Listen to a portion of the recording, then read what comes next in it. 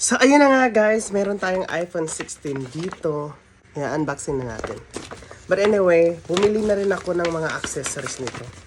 But anyway, here is the iPhone 16 Pro Max actually. iPhone 16 Pro Max kung nakikita niyo. At the same time, naka-sealed pa siya. I'm so excited to unbox it for you guys. At the same time, bumili na rin ako ng mga accessories nito online.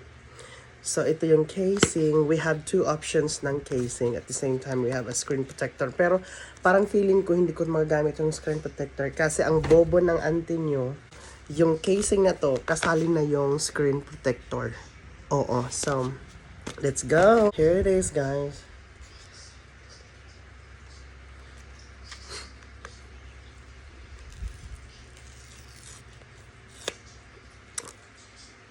Isa pa. May isa pa yan.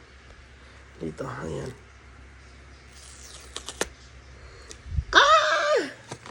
O, diba? Ang harsh ko mag-open. Tada! We have iPhone 16 Pro Max White.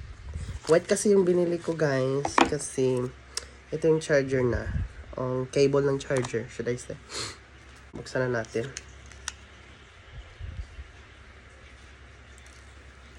Ayan. Ang ganda. I-on na natin. Parang iPhone 15, ano lang siya, ayan. Habang ino-on natin, i-unbox ko na rin sa inyo guys yung screen, yung casing na nabili ko. So we have here.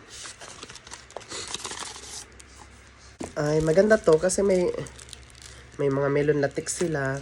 Tsaka may hawakan. And this is gold. Ay, ito pala yung screen protector. Na sinasabi ko, may free palang dalawa. Ayan. So, bumili pa ako ng screen protector. Diba? Ang ganda. Okay, ito.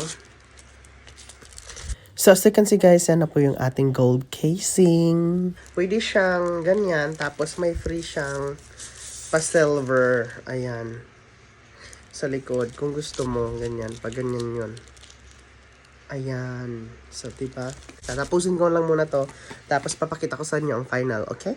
So, ayan na guys. After 48 hours. Just kidding. Few seconds lang naman. Pero, inayos ko na siya. This is it na. Tapos na po yung ating updates and melon na tick. Nalagyan ko na rin siya ng screen protector. Okay? So, our phone is ready. So, hello daddy. Thank you for the iPhone. Bye!